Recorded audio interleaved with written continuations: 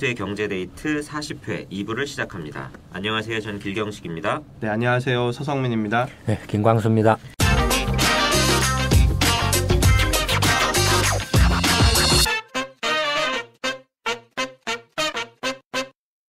네, 지금 40회 이제 2부 시작을 했는데요. 며칠 전에 제가 그 재밌는 그 기사 봤는데 김영란법 관련해서 기사들이 쭉 나오는데 보니까 뭐 그 한도액을 바꾸고 원래 3만 원 아니었나요? 네, 근데 이게 10만 원까지 이제 올라갔더라고요. 그 처음에는 3만 원 했다가 그다음에 5만 원 올라갔다가 5만 원으로 올라갔었죠. 네. 지금 다시 이제 10만 원으로 10만 원. 해서 이런 무슨 아니 10만 원을 올리면 법을 바꾼 건가요? 지금 아니면 그냥 누가 유권 해석을 해준 건가요? 아니 제 기억으로는 그 박근혜 때 3만 원으로 했는데 그 민주당에서 3만 원 너무 과도해서 5만 원으로 올릴 필요가 있다. 그 우상호 원내대표가 아마 그 얘기 했을 거예요. 근데 아니 박근혜 정권 때 네. 김영란법이 통과가 돼서 3만 원으로 예, 3만 한도로 해서 통과가 됐는데 네. 민주당이 이게 너무 이렇게 심하다. 5만 원으로 올려야 된다. 이렇게 그 주장을 했다라는 거예요. 원내대표가 했었어요. 그때 당시. 그 이유는 개정이 뭐였습니까? 됐던 것 같은데. 그 이유는 뭐였어요? 올려야 된다는 과도하다. 이유는. 왜 이 과다하다는 업체들이 매출이 너무 확 줄어가지고 힘들다. 아 그러면 대한민국 공무원하고 정치인들하고 뭐 언론사 기자들은 그 뇌물로 네. 밥 먹고 명절 보내고 뭐 그래서 이렇게 그걸로 해서 경기 부양하는 겁니까? 아니 오고 가는 10만 원권 상품 속에 소트는 싹트는 뭐 싹트는 한국의 아름다운 전통. 그러니까 이런 것과 관련해서 막 그 댓글들 보면 그럼 시민들은 뭡니까?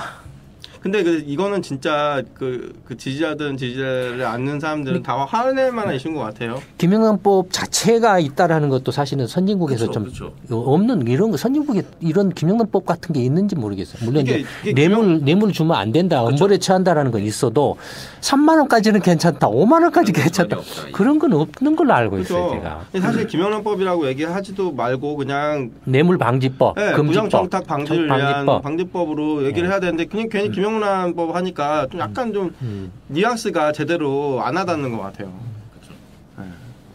근데 이번엔 또 뭐 보니까 뭐 재료 비율을 고려하고 뭐 홍삼 관련해서 아니 그러니까 그 3만 원을 5만 원으로 이렇게 수정했다라는 건 법을 개정이 했다라는 거 아니에요. 그때는 개정을 했고 확실하지 않은. 이번에는 지금 개정을 했는지 안 했는지 그것까지는 제가 확인을 못했는데 한 번 개정을 했어요. 그러니까 일단 그 법에서 네. 3만 원까지로 한다라고 딱 이렇게 규정이 있잖아요. 네. 뭐 5만 원으로 이렇게 올린다라고 하면은 그 법을 개정을 해야 되니까 해야만 그거 가능하니까 그렇죠. 네. 법을 개정했을 거라고요. 네. 그때 한번 5만 원 그건 개정. 그러면은 법에서 5만 원 이상은 안 되게 되어 있는데 왜 10만 원이 지금 가능하다라는 근데 거예요. 아마 누군가가 5만 원에 대한 규정을 유권 해석을 해서 이렇게 해석을 하면 10만 원까지도 가능합니다라고 해줬다라는 이야기 아니에요. 아니면 법을 바꿔서 지금 10만 원으로 올렸다라든지. 법에서는 아마 상한선이 규정되어 있지 않고 이게 통과됐다는 얘기를 못 들었거든요. 김영란법이요? 이게 개정된 법이 5만 원으로? 기억이 5만 원은 없어서 통과됐다는 걸로 제가 들었고 그거는. 근데 이제 10만 원 이거는 지금 아마 법 개정 얘기까지는 제가 못 들었던 것 같고. 그러니까 그 있는 법마저도 지금 근데 이제 사실 진짜 3만 원도 일반 서민들 입장에서는 좀 되게 억울한 금액이잖아요. 뭐 그러니까 받을 일이 세금 없으니까. 네. 그 세금 낸 것도 지금 미쳐 죽겠는데 아니 그 세금으로 이렇게 월급 받아가지고 이렇게 국민들을 위해서 이렇게 봉사가 아니라 이렇게 일을 하라고 그쵸. 월급을 주고 시킨 건데 야 나 이렇게 내 뇌물을 이렇게 5만 원 10만 원을 안 올려주면 나 일 안 해. 뭐 이게 말이 되냐 이거예요. 그러니까 한국적 현실을 고려했을 때 너무 엄격하게 해서 선의의 피해자가 생긴다. 그러니까 선의 피해자가 뭐 누가 선의 피해자예요? 한국적 현실을 감안했을 때. 근데 이게 요새 젊은 공무원들은 보면 이런 거에 대해서 오히려 더 엄격하시더라고요. 근데 젊은 사람들은 이미 네. 세대가 다르죠. 그렇죠. 세대가 다르죠. 선생님들도 그렇고 젊은 사람들. 요새 젊은 사람들 치고 그렇게 어리석은 사람 없어요. 그쵸. 지금 이제 네. 그 50대 이상 네. 부모 세대가 그쵸. 그런 시절을 겪어온 사람들이기 때문에 그다음에 이 사람들은 좀 이런 표현을 하면 하지만 50대 이상의 그 공무원들은 대책이 없어요, 사실. 학교 선생님들도 그 상당수가 대책이 없어요. 그 시대의 네. 사람들은 제 대책이 없어요. 학창 시절 생각 아마 젊은 신입 공무원들이나 교사들이 아마 그 50대 이상 그 교사들이나 공무원을 보면 숨이 칵 막힐 거예요. 계속 친 아예 그냥 뭐 절벽 같은 느낌을 네. 받을 네. 거예요. 그러니까 이것도 상당히 사실 문제인데 네. 하여튼 그렇다 치더라도 솔선수범해서 이렇게 부정부패 뇌물 근절을 우리가 먼저 솔선수범합시다. 국민들의 모범이 됩시다라고 해도 네. 모자랄 그렇죠. 사람들이 우리가 뇌물 받으려고 하는 거 아닙니다. 이거 하면은 선의의 피해를 보는 사람들이 있어서 우리가 어쩔 수 없이 희생양으로 이렇게 하고 있습니다. 받기 싫은데. 아니 생쇼를 해라. 쇼를 해. 이러면서 정치를 하고 이러면서 나라를 경영해 하겠다고 한다라는 자체가 저는 어처구니없고 웃기는 거예요. 참. 뭐 이 정도 하고 넘어갑시다. 이건 뭐 우리가 여기서 떠든다라고 그래서 네. 저 그 맛에 그 찌들은 사람들이 뭐 달라지겠습니까? 더더군다나 지금 이게 나온 게 보니까 타이밍상 지금 설 명제를 딱 앞두고 나온 거네. 그렇죠. 네, 네. 맞아요. 예, 그러니까 5만 원으로는 이렇게 성이 안 차니까 최소한 10만 원 정도까지는 그동안 받아온 게 선물 있었는데. 세트를 받거나 봉투를 받아야 된다 이거죠. 네, 갑자기 이렇게 묵직하게 들어오던 게 반의 반토막으로 되어 이게 들어오면 어쨌든 뭐 지방 선거도 있고 설 연휴도 있고 하니까 아마 앞다퉈 이런 이야기를 그 정치권에서 내보낸 것 같아요. 하여튼 안 됩니다. 이건 정말로 전면적인 물갈이 개혁 위에는 사실 방법이 없습니다. 기득권에 대한 정치권이 됐든 정치인이 됐든 관료들이 됐든 뭐 누가 됐든 하여튼 그 한국의 정경관언 종교 사법 유착의 고리에 들어가 있는 기득권은 전면적인 물갈이 외에는 방법이 없습니다. 안 그러면 이제 청년 자식 세대들이 다 죽어요. 네. 이미 지금 그 질곡에 빠져 있잖아요. 그렇죠. 지금 이제 뭐 이렇게 근본적인 물갈이 하면 어떻게 하냐라는 생각이 드시는 분도 있겠지만 정책 아카데미 와서 이순신 들어보시면, 프로젝트로 네, 그래서 저희가 네, 하는 거죠. 보시면 이게 참 되겠구나. 대안을 내놓으라 얘기를 하는데 이게 대안이죠. 그럼요. 물갈이가 대안이에요. 네. 그 이해를 못하면 지가 멍청한 거지. 네. 그것 가지고 또 시비 거는 놈, 그건 좀 미친놈이에요. 우리는 민주당이 아닌데도 마치 민주당인 것처럼 이렇게 착각을 하고 저는 문재인 대통령 지지자 아니에요. 민주당 지지자도 아니고. 저는 문재인 대통령 찍었는데. 왜 자기 편이 아닌 사람까지도 자기 편이냐 간주를 해가지고 그렇죠. 생쇼 난리 부르스를 치냐 이거예요. 저는 이순신 프로젝트 당이에요. 당 지지자입니다. 네. 그러면 2부에서 다시 일자리 이야기로 되돌아가도록 하겠습니다. 이번에 이제 정부가 이제 일자리 안정자금 이걸 추진을 하잖아요. 네. 그 일자리 안정자금은 이제 올해 최저임금 인상에 따른 그 부담을 느끼는 그런 이제 자영업자들이나 영세업자들 특히 이제 조건을 보면 30인 미만 고용사업주에게 월급 190만 원 미만 근로자 1인당 월 13만 원을 지원할 수 있는 이런 제도라고 해서 지금 도입을 한 모양인데요. 이제 1월 30일이죠. 고용노동부 일자리 안정 자금 추진 지원단에서 발표한 바에 따르면 지금 이게 전체 대상자 중에서 1%가 안 된다고 지금 그렇게 발표를 했더라고요. 그래서 이게 왜 이렇게 저조하냐? 이게 보니까 일자리 안정자금의 신청 요건이 좀 현실과 맞지 않구나 이런 얘기가 이렇게 많이 나오는데 이 영세 사업장일수록 최저임금을 지키지 못하는 곳이 많은데다가 정부의 지원액보다 이제 고용보험이나 4대 보험 연동 가입에 따른 보험료 지불이 오히려 더 부담스러울 수 있기 때문에 안 한다. 그러니까 이제 4대 보험하고 이 고용보험료를 내는 게 이게 그러니까. 일자 안정자금을 받는 전제 조건인데 그것만 봐도 네. 이 사람들이 얼마나 지금 그 이런 기본적인 것조차도 이렇게 모르고 지금 이렇게 질러댔냐 이거예요. 네. 현실에 대한 또는 지금 그 자영업자들 그 4대 보험료 부담이 얼마나 큰지조차도 모르고 네. 질러댔냐 이거예요. 그러니까 너무 황당 스토리 그 자체예요. 이게 사실은 지금 이제 막 그 신청이 없어가지고 공무원들이 막 총 출동한다고. 네. 아이고, 사실 이게 그 반대가 돼야 되잖아요. 현장을 먼저 이렇게 좀 찾아보고 문제를 해결하려고 해야 되는데. 그래서 이제 찾아가는 현장 접수처를 만든다 이런 얘기가 있고 이게 아니 어떻게 제 일자리 자기들이 이제 일자리 정책이라고 해서 최저임금제 최저임금 올린다고 해서 이렇게 해놓고 신청하라고 이렇게 했더니 1%도 안 하더라. 그러면 이 사람들이 기본적으로 그 시장이라는 걸 완전히 무시를 했다라는 거예요. 그 일자리가 민간 시장 경제에서 나온다라는 것, 아까 그 일부에서도 그 뭐 문재인 대통령이 네. 일자리가 민간에서 나온다라는 선입견을 버려라 그런 말이었나요? 아니면 네. 정확한 워딩은 일자리는 민간이 만드는 것이다. 시장에 맡겨야 한다는 식의 고정관념을 버려라. 선입견이라고 잘못 말했네. 고정관념. 네, 이러니 말 안 할 수가 없지. 빠돌이들이 아무리 이렇게 날 생쇼 난리 부르스를 치고 이런 말 하면은 또 이제 너는 그러면 새누리당이야 무슨 뭐 조중동 뭐 팬이야 뭐야 뭐 이런 말도 안 되는 신자유주의자로 몰아갈 수가 있죠. 네. 신자유주의자. 그러니까 말하면 그러면은 그런 걸로 치면은 북한이 되는 거예요. 공산주의 국가가 전부 전 국민의 전 모든 사람들의 고용자들이 공무원 하잖아요. 그럼 북한이 잘 먹고 잘 삽니까? 그다음에 그런 나라들이 다 잘 먹고 잘 살았습니까? 다 망했잖아요. 그렇죠.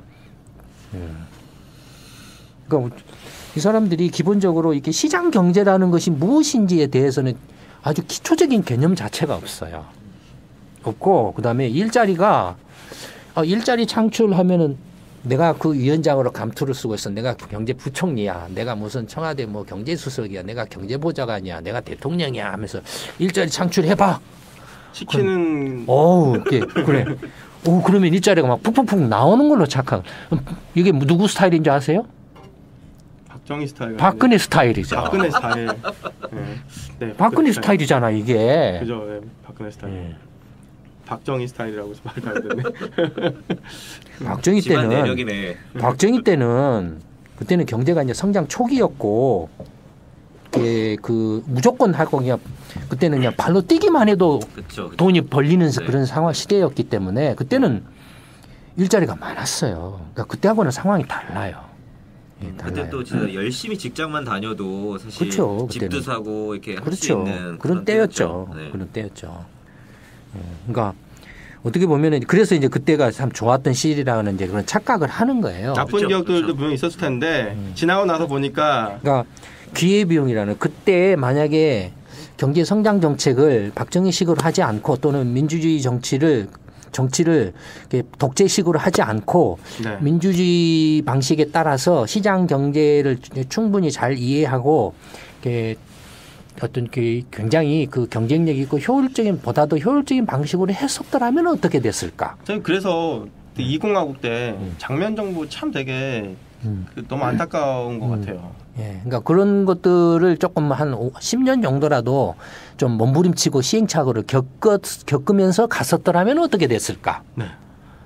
이거거든요. 근데 이렇게 박정희 정권 때 경제 성장은 사실은 박정희가 아니더라도 누가 했어라도 누가 해도 비슷했을 거예요. 네. 그런 식으로 네. 누가 해도 비슷했을 거예요.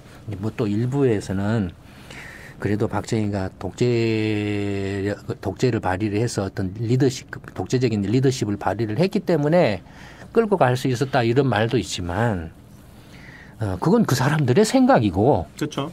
그 사람들의 생각이고 정말로 그건 이제 자기들이 이미 기득권이다라는 것을 전제를 깔고 있는 거죠. 그런 이야기를 하는 경우는. 근데 정말로 그 제대로 좀 뭔가 다소간의 시행착오를 겪더라도 좀 제대로 이렇게 쭉 해왔었더라면은 훨씬 더 이렇게 좋아졌을지도 모르고 지금의 많은 문제들이 적폐들이 네. 이미 그때 다 예, 그 됐겠죠. 뿌리 자체가 뽑혀가지고 예, 그런 적폐들이 생겨나지도 않았을지도 모르고 네. 예, 이른바 정경관언 종교 사법 유착이라는 이런 기득권의 그 말할 수 없는 적폐가 예, 그때 다 해소됐을지도 모르죠. 그렇죠. 예, 그러면은 이미 우리나라 좋은 나라가 됐을 수도 있어요. 이미. 그러니까 뭐 그런 또 이렇게 이야기 가지고 여기서 시간 또 이렇게 때우는 것도 아깝고. 네. 근데 참 그 어처구니가 없는 게 이게 저는 계속 이 코미디예요. 일자리 이제 그 최저임금 올리라. 그래서 이렇게 그냥 최저임금 올려. 대통령이시죠. 또 뭐 이렇게 부총리가 딱 이게 최저임금 올려. 뭐 이렇게 노동부가 최저임금 올려. 다 올려 이렇게 지시만 해 다. 밑에서 일하는 놈들은 없어. 그러면은 돈을 주니까 그냥 빼먹을 놈이 있을 거야. 그럼 그 빼먹을 놈을 좀 이렇게 막기 위해서 줄이기 위해서 이런 조항들을 좀 이렇게 넣어야지. 이렇게 머리를 굴렸겠죠. 그렇죠. 네. 네. 예. 그다음에 이렇게 이제 근데 이건 사실은 최저임금제 해가지고 이렇게 지원하겠다라고 말 나올 때부터 이미 지적된 사항이에요. 그렇죠. 네. 예. 뭐였습니까? 예를 들어서 150만 원, 200만 원의 그걸 이렇게 이제 임금을 받는 사람들한테 한 달에 13만 원을 네. 지원을 해준다. 네. 190만 원 미만에 대해서 네. 13만 원을 몇 달 정도 6개월 지원. 이게 올해 1년. 1년만. 예. 예. 그러니까 그 말이 나왔을 때부터 이미 지적이 나왔었던 이야기들이죠. 네. 야, 네가 장사를 해본다고 생각을 한번 해봐라. 그래서 네가 장사를 하는데 사람 한 사람 뭐 예를 들어서 180만 원 주고 한 사람을 이렇게 고용한다고 생각을 해봐라. 그럼 너 같으면 최저임금을 이렇게 올려주는 대신에 한 달에 13만 원, 1년 동안 13만 원 받고 사람을 고용하겠냐. 네가 장사를 한다라고 생각을 한다라면. 그러니까 이 사람들은 지가 장사하고 사업에서 사람을 고용한다는 생각을 안 하고 나는 앉아서 야, 최저임금 올려 하는 사람이야. 뭐 이런 상전, 네. 훌륭하신 상전 나으리들 네. 뭐 그런 역할을 하는 걸로 이렇게 완전히 그 속에 딱 빠져 있어가 목에 힘 빡 주고 우리는 기자회견을 해도 소통을 해. 박근혜하고 달라. 이게 무슨 소통입니까? 이 웃기는 정말로. 예. 시작부터 이미 이런 상황은 이미 다들 알고 있었어. 얘기는 하고 있었어요. 네, 이렇게 될 거라는 걸. 실제로 이제 1%도 안 되니까 또 여기서 코미디가 벌어지는 거예요. 여기서. 공무원들 다 동원되고. 공무원하고 뭐 세무서 공무원들, 세무 공무원들. 왜냐면 가게에 장사하는 사람은 세무 공무원이 가면 확 놀라죠. 압박이거든요. 네. 그러니까 아주 그 야비한 수예요, 사실은. 비열한 수예요. 이게 이게 보이지 않는 강한 압박을 가하는 거예요. 그러니까 세무 공무원들을 다 현장 출동해라라고 하는 거예요. 너 이거 안 하면은 내 세무조사 할 거야 이런 소리하고 같아요.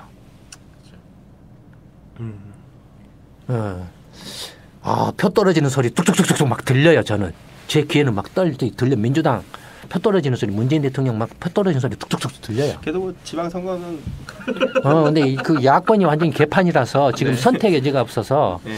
아마 기권이 상당히 많이 나올 가능성도 득표율이 낮아지겠죠. 어쨌든 코미디 같은 그 상황이 벌어지고 또 무슨 대책을 강구한다고 그랬어요. 뭐 대책은 아니고 그냥 아까 찾아가는 현장 접수처 개소식하고 그러면 그렇게 해가지고도 이제 신청이 거의 없으면은 어떻게 할 거예요? 최저임금은 이게 그 규모가 3조 원짜리니까. 그러니까 그건 3조 원 문제가 아니고 3조 원을 이렇게 그 13만 원 쪼개가지고 1년에 13만 원이면은 130만 원, 한 150만 원을 한 사람당 준다라는 소리 아니에요. 네. 그러면은 150만 원이면은 200만 명을 대상으로 한 건가요? 190만 명 정도가 지원. 300만 명. 300만? 그러니까 이제 이게 전체 사업장을 100여만 곳 그리고 근로자 수는 300여만 명. 그러니까 300만 명을 기준으로 한 것이니까 이제 그렇게 나온 거죠. 그렇죠. 150만 원 잡고 1년에 한 사람당. 네. 그런데 뭐 신청이 없어가지고 3조 원을 못 쓰게 된다라고 하는 건 차치하고 자취하고 그러면 3조 원 내가 돈 100 치사하게 한 달에 13만 원 받고 나 사람 못 늘려. 사실 그것보다 4대 보험 부담이 어마어마하게 커요. 지금. 네. 예, 4대 보험 부담이. 그다음에 4대 보험 연금 같은 거 어떻습니까? 이것도 웃기는 게 10년 이상을 부어야 돼요. 10년 이상을 부어야 받아요. 1년 붓고 딱 못 부으면은 정지야. 그래서 계속 못 부으면은 이제 못 받아. 그냥 뺏어가는 거네요. 뺏어가는 거예요. 그냥 뺏어가는 거예요. 맞아. 그거예요. 이민을 가지 않는 이상 돌려받을 수 없는 돈이 국민연금. 그러니까 근데 그거보다도 문제는 뭐냐면 그러면은 그걸 거부를 하거나 신청을 안 하는 사람들은 어떤 입장인가요? 나 최저임금 못 올려라는 입장이죠. 그렇죠. 네. 그렇죠. 그렇죠. 이미 그 실제 그 민간 부문에서는 시장에서는 최저임금을 지금 못 받아들이겠어라고 이미 처음부터 이렇게 튕기고 있는 거예요. 나 이 최저임금 받아들이면 내가 망해. 내가 힘들어. 내가 어려워. 생각을 해보세요. 임금을 올려줘야 된다라고 말하면 듣기는 굉장히 좋죠. 그렇죠. 노동자들도 보여주고. 네. 네. 또 어떻게 생각해보면 당연히 또 그렇게 해줘야 되고. 네. 그렇죠. 근데 이 세상에 그렇게 안 해주고 싶은 나쁜 마음을 가지고 있는 사람이 어디가 있을까요? 그 사람 사는 게 다 비슷비슷해서 그렇게 악감정 가지고 사는 사람 뭐 이렇게 가능하면 형편이 된다라면 아무리 그 뭐랄까 스크루지 아닌 누구라 할지라도 네. 뭐 착취를 뭐 마왕이라 할지라도 형편이 되면 그래 조금 올려줄게 하는 건 다 인지상정이고 자연스러워요. 네. 근데 그 시장 경제라는 게 그런 것들의 집합체예요. 그래서 보이지 않는 손에 의해서 돌아간다라고 말을 하는 거예요. 그렇죠. 예. 근데 내가 대통령이 됐어. 내가 장관이 됐어. 내가 또 정권을 잡았어. 우리 당이 정권을 집권을 했어. 최저임금 올릴 거야. 그래야 내가 표를 얻어. 10,000원 올릴 거야. 근데 지금 10,000원은커녕 지금 7,500원 올리는데도 700. 입장을 바꿔놓고 생각하면 그 실제로 이제 그런 게 시급을 받고서 일하는 제 애들이나 알바 같은 거 편의점에 이런 데서 알바를 한다든지 하면은 속으로는 속상해요. 속상해요. 예전에 또 제 집사람이 그 교회에 우리 집사람이 교회 나가는 건 아닌데 하도 이제 그 동네 교회 그 목사가 불쌍하게 보였던가 봐요. 안타깝게 보였던가 봐요. 네. 막 이제 우는 소리하고 죽는 소리를 해서 네. 이제 가서 좀 이렇게 내가 교회는 못 나가지만 봉사는 대신 해줄게. 라고 가서 이렇게 했는데 몇 번 해주니까 이제는 부려먹더래요. 그런 거 있죠. 네. 열정페이. 부려먹더래요. 그래가지고 이제 내가 이게 무슨 이렇게 무슨 하녀도 아니고 그렇다고 내가 와서 무슨 그게 하는 것도 아니고 뭐 시급을 받는 것도 아니고 봉사를 해주는데 고맙다라고 이렇게 생각을 이렇게 말을 해주지는 못할 망정 네.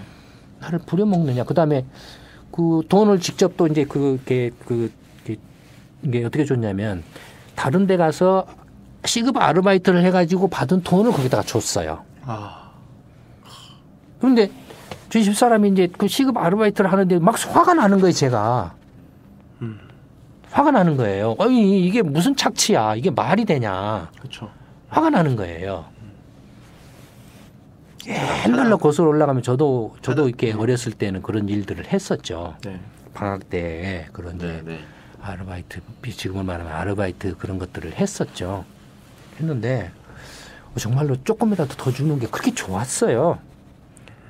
그러니까 제가 이런 말을 하는 게 왜 이런 말을 하냐면 시급을 주는 것이 나쁘다라는 건가 좋지 않다라고 하든가 역으로 또는 그게 올려주면 좋다라는 걸 누구보다도 잘 알고 있어요. 그렇죠. 월급은 많이 쓸수록 좋죠. 네, 잘 알고 있어요. 그다음에 저도 월급쟁이 생활을 해봤기 때문에 네. 형편이 되는데도 월급을 잘 안 주고 내가 이렇게 했는데도 안 주면 막 성질나고 화가 나는 거예요. 네. 입장을 바꿔놓고 생각을 해보면 똑같은 거예요. 근데 저는 또 이제 연구소를 20년 가까이 해왔고 그다음에 또 이제 제 가족 중에 뭐 형제 중에 이렇게 사업을 하는 형제도 있다가 사업했다가 망해가지고 이렇게 죽은 형제도 있고 그 스트레스를 알아요. 그 스트레스를 알아요. 주고 싶어도 내가 지금 형편이 안 되고 나는 막 빚이 쌓여가고 있는데 대책 없이 지금 이렇게 있는데 와서 이제 월급을 올려라, 시급을 올려라고 한다 이거예요. 그러면 정말로 가서 죽이고 싶어요. 진짜로 죽이고 싶은 마음이 생겨나요. 야, 시끼야, 내가 지금 어떻게 해서 살아보려고 이렇게 먹고 살고 살아보려고 사업을 하고 장사를 하고 있는데 네가 나를 이렇게 나라를 잘못 경영해가지고 일자리를 엉망진창으로 해서 내가 거기서 명퇴당하고 잘려가지고 이렇게 이제 어떻게 해서든 김밥 장사가 됐든 뭐가 됐든 먹고 살려고 하는데 이제는 그것마저도 못하게 만들어? 이런 것들이 다 모인 게 시장이에요. 이런 생각들과 이런 이해관계와 이런 그 서로 갈등들이 모인 게 시장이에요. 보이지 않는 손. 이걸 내가 대통령이 됐으니까, 내가 장관이 됐으니까, 내가 뭐 일자리 위원장이 됐으니까, 내가 뭐 집권당이 됐으니까 시급 10,000원을 올려. 나하고 올리고 반대하는 놈은 저놈은 이렇게 나쁜 놈들이야. 신자유주의자야. 적폐. 근데 놀랍게도 그런 이렇게 빠돌이들을 보면 놀랍게도 그걸로 고통을 받는 사람들이에요. 그걸로 고통을 받는 사람들이에요. 이게 보면은 이해가 안 돼요, 저는. 그래서 저는 사이코라고 밖에는 생각을 안 해요, 그 사람들은. 미쳤다라고밖에 생각을 안 해요. 사람들이 다 선한 마음도 있을 수도 있고 악한 마음도 있고 다 이렇게 겹쳐 있죠. 공존하죠. 그렇죠. 근데 어떤 때 선한 마음이 튀어나오고 어떤 때 악한 마음이 튀어나오느냐는 그때그때 놓여 있는 상황과 처지에 달려 있죠. 자기 이해관계에 따라서. 그렇죠. 예, 그렇죠. 예. 근데 그게 이제 생존 본능에서 나와요. 내가 이거 아니면 이제 빚을 내서 지금 뭐 연명을 하든 어쨌든 내가 이거 아니면 지금 죽는다. 이거 하루 3끼 먹고 살 수가 없다 이거예요. 빚을 내서라도 이렇게 살아야 된다 이거예요. 네.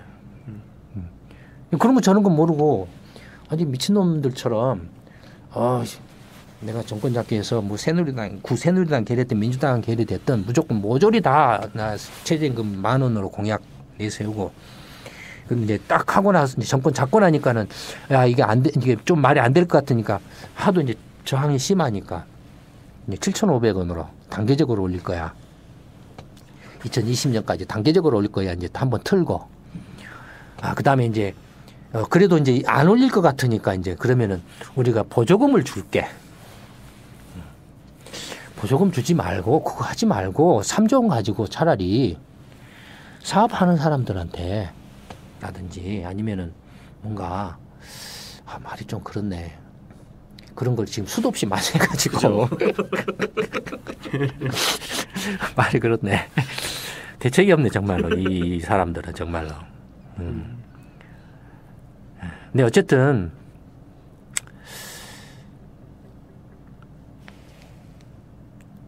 시장에서 임금을 올리지 않을 수 없게 만들어 시장의 힘에 의해서 강제적으로가 아니라 그게 정책이에요.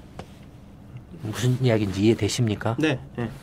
내가 강제적으로 뭘 이렇게 내가 이거 이렇게 하겠다라고 하는 게 정책이 아니에요. 그런 것들은 100번이면 100번 다 실패해요. 부작용도 크고. 네. 진짜 제대로 된 정책은 뭐냐면 이 시장으로 하여금 그것을 자연스럽게 받아들여서 그런 게 의도한 방향으로 이렇게 시장이 흘러가도록 만드는 그런 게 진짜 정책이에요. 그런 진짜 정책을 하려면은 어떻게 해야 됩니까? 시장을 정확하게 이해를 하고 있어야 되죠. 네. 일자리 일자리 창출해. 민간 부문에서는 일자리 더 못 만들어냅니다. 이제 공무원하고 공공부문에서 일자리 만들어야 됩니다. 문재인 대통령이 얼마나 경제에 대해서 유식하길래 그따위 소리를 마구잡이로 이렇게 내뱉냐 이거예요. 저는 30년 넘게 대학 때 치면은 몇십 년 동안을 세계 경제 모든 경제 산업 기업을 다 연구를 평생을 연구하고 해온 사람인데 그런 저보다도 문재인 대통령이 경제 달인. 존경스러워요 정말로. 아니 미친경이죠. 제정신이 아니에요 제가 볼 때는. 이런 말하면 또 이제 미쳤날 계급품 물죠.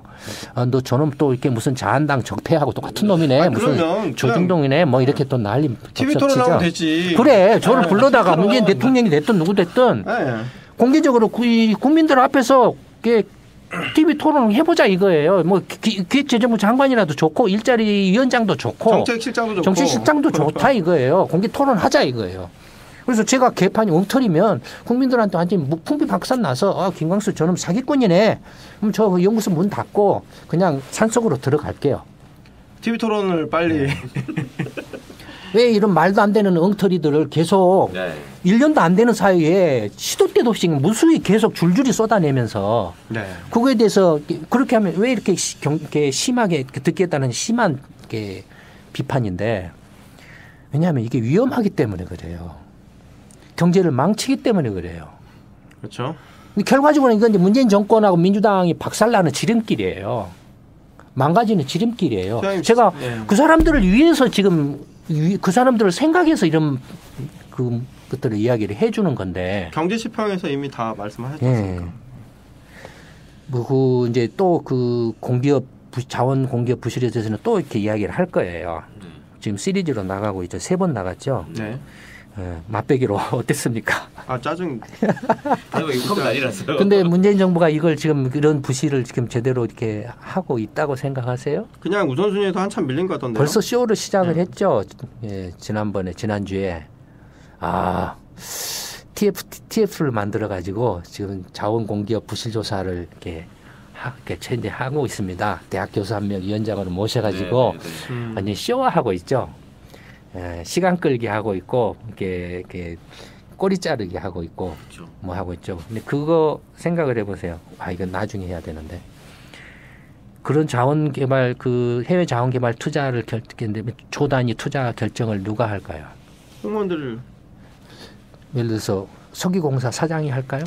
아니요, 못하죠. 산자부나 뭐 그까지는 그래도 그 실세 당관 전부 허가받아요, 사실은. 그렇죠. 그다음에 그쪽 그 사장이나 임원들은 다 누구죠? 위에서 꽂아놓은 거니까. 다 관련 낙하산들이에요. 그렇죠. 관련 낙하산들이에요. 그러니까 그렇죠. 절대로 이 관료 출신들 이게 또 공기업의 경영진들 이 사람들이 자기들이 구조적으로 할 수도 없고 결정을 못 해요. 그런데 이제 문제 터지니까 마치 산자부는 산업통상부는 니네들이 왜 이렇게 개판 쳤어? 뭐 이런 식으로 쇼를 부리는 거예요. 그러면서 우리 TF팀 구성해서 이렇게 하고 있습니다.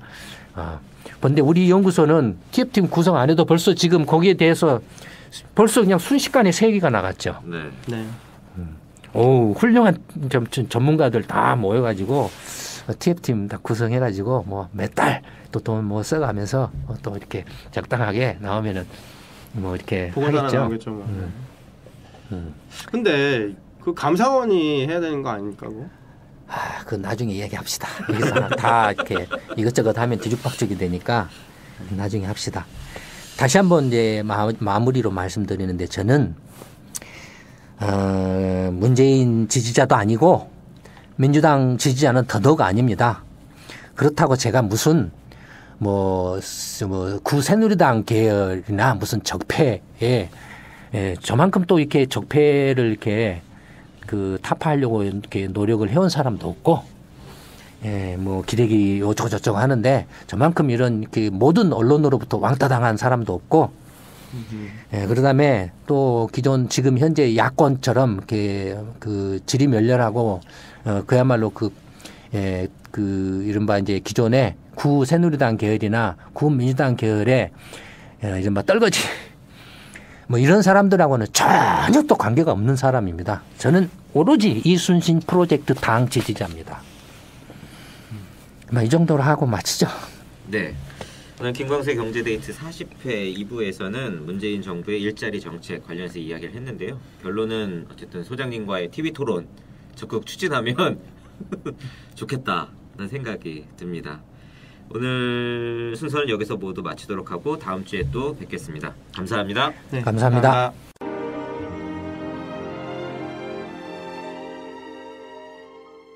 이순신 프로젝트 정책 아카데미는 평범한 직장인, 가정주부, 자영업자, 전문직 종사자, 교수, 대학생 등 다양한 분들이 함께하고 있습니다. 당신은 어떻게 이순신 프로젝트 정책 아카데미에 참여하게 되셨나요? 안녕하세요. 오기 김남진입니다.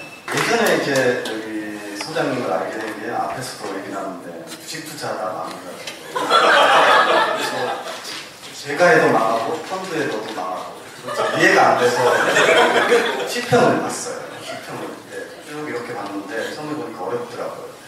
그래도 이제 봤는데 시편을 보다 보니까는 이 소장님 연구소가 경제 공부를 하려고 하는데 정치 조직인 거예요. 정치. 그래서 남들은 이제 경제 공부를 하다가 정치색을 띠면 멀리하고 도망가 그러는데 좀 가슴이 두근거리고 더 참여하고 싶고 그래서 그 뒤로는 이제 주식을 그만두고 여의도 시민공부방 이제 다니면서 이렇게 활동을 했는데 그런 인연으로 해서 여기까지 왔습니다. 근데 지금 보면은 참 우리 사회가 상식이 통하지 않는 것 같아요. 저는 개인적으로 예전부터 좀 사회를 변화시키고 상식이 통하는 사회로 되게 만드는데 도움이 되고 싶었는데 이런 상식이 통하지 않는 사회를 좀 이 상식이 통하지 않는 게 그 상식이 통하지 않는 사람들이 정치를 하고 있으니까 세상이 그렇게 된 것 같아요. 이 사람들 빨리 다 갈아엎고 저희가 저뿐만 아니라 저희 자식 세대까지 좋은 세상을 물려줬으면 좋겠습니다.